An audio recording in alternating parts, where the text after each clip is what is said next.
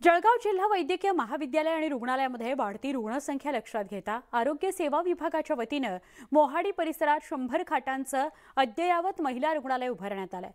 गेल्या 4 वर्षांपासून अत्याधुनिक यंत्रसामुग्री बंद अवस्थेत असल्याने यंत्रसामुग्रीचं मोठ्या प्रमाणात नुकसान होत आहे। पाहणार आहोत खास रिपोर्ट।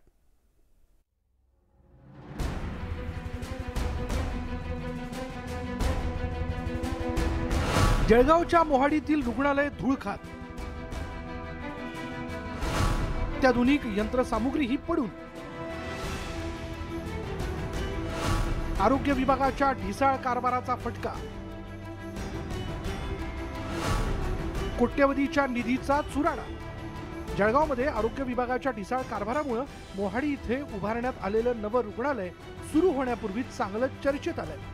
100 खाटांचं अद्ययावत महिला रुग्णालय बांधण्यात आलं, मात्र गेल्या 4 वर्षांपासून सरकारी अनास्थेपायी कोट्यवधींच्या आधुनिक यंत्रसामुग्री या धूळ खात पडून आहेत। शिवाय ऑक्सिजन निर्मिती प्रकल्प देखील वापराविना अडगळीत गेला, त्यामुळे नागरिकांना या रुग्णालयाचा काहीच उपयोग होत नाहीये। गेल्या 4 वर्षापासून सदर इमारत ही धूळखात पडलेली आहे। कोट्यवधी रुपयांची यंत्रसामुग्री असेल, मॉड्युलर ओटी असतील, मॉड्युलर लेबर रूम असतील, त्या या ठिकाणी उपलब्ध करण्यात आलेल्या आहे। या ठिकाणी कोट्यवधी रुपये खर्चून सुद्धा वैद्यकीय अधिकाऱ्यांची नुसती नावाला नेमणूक करण्यात येते, परिचारिका असतील नुसते नावाला नेमणूक करण्यात येते। गेल्या 4 वर्षांपासून एकाही महिलेवर या रुग्णालयात उपचार करण्यात आलेले नसून या शासकीय महिला रुग्णालयात वैद्यकीय अधिकारी आणि कर्मचाऱ्यांची नियुक्ती ही केवळ नावालाच करण्यात आल्याचं एकंदरीत चित्र आहे। शिवाय आरोग्य विभागाच्या नाकर्तेपणाचा फटका हा गरजू रुग्णांना बसतोय, त्यामुळे वैद्यकीय शिक्षण मंत्री गिरीश महाजनांनी जातीनं लक्ष घालून संबंधितांना आदेश देण्यात यावेत अशी अनेक नागरिकांनी मागणी केली आहे। तर याबाबत आपण योग्य ती कारवाई करू असं आश्वासन महाजनांनी दिलं। मोठा खर्च करून त्या ठिकाणी अतिशय सुंदर अशी इमारत त्या ठिकाणी बांधलेली आहे। मशिनरी आलेल्या आहेत, आपण सांगतात त्याबद्दल मला पहिल्यांदाच माझ्याकडे तक्रार आली आहे। मी आज उद्यामध्ये स्वतः जाऊन त्या ठिकाणी बघून शहानिशी करतो आणि काय अपूर्ण व्यवस्था असतील त्या पूर्ण करण्याचा आपण निश्चित प्रयत्न करू। आता गिरीश महाजनांच्या आदेशानंतर तरी हे रुग्णालय सुरळीतपणे सुरू होऊन याचा ग्रामीण रुग्णांना तसंच जनतेला फायदा होईल हीच अपेक्षा आहे। नितीन नांदुरकर, न्यूज 18 लोकमत, जळगाव। मुसळधार पावसामुळे माळशेज घाटातले धबधबे प्रवाहित झालेत। इथल्या धबधब्यांचा आनंद लुटण्याकरता पर्यटकांची गर्दी व्हायला लागलेली आहे। माळशेजमध्ये एकूण 8 धबधबे आहेत। इथला जांभळीचा धबधबा पर्यटकांना साथ घालतो। अशातच वीकेंड निमित्त पर्यटकांची या ठिकाणी गर्दी दिसून आली। आढावा घेतला आमचे प्रतिनिधी रायचंद शिंदे यांनी।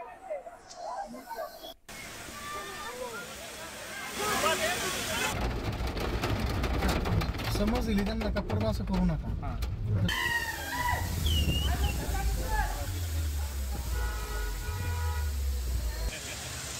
सह्याद्रीच्या रांगांमध्ये असलेल्या माळशेजमध्ये आपण आहोत आणि माळशेज पट्ट्यातला सगळ्यात महत्त्वाचा धबधबा आहे। आपण जर पाहिलं तर पुणे मुंबईकडची अनेक मंडळी या ठिकाणी आपल्या सहकुटुंब परिवारासहित या ठिकाणी आलेले आहेत आणि सगळेजण आनंद घेत आहेत इथं भिजण्याचा, वर्षा विहाराचा। खरं तर माळशेज पट्ट्यामध्ये असेल किंवा भीमाशंकर पट्ट्यामध्ये असेल, सगळे धबधबे अक्षरशः ओसंडून वाहत आहेत आणि याच पहिल्या वर्षा विहाराचा सगळा आनंद या ठिकाणी आलेले जे काही पर्यटक आहेत आपण त्यांनाही विचारणार आहोत। खरं तर या सगळ्या पर्यटकांचं नेमकं म्हणणं काय आहे, ज्यावेळेस या ठिकाणी वर्षा विहारासाठी ते येतात तर त्यांना या वर्षा विहाराचा जो काही आनंद आहे तो कशा पद्धतीने साजरा करतायत। भाऊ, तुम्ही कुठून आलात आणि काय आनंद आहे नेमका? आम्ही इंद्रायणी नगर पुण्याहून आलोय। हा वर्षा विहाराचा आनंद एकदम खूप छान झालेला आहे आणि भुशी डॅम सारख्या ठिकाणी जाऊन गर्दी, गजबजाट, गोंगाटापेक्षा इथं खूप छान वाटतंय।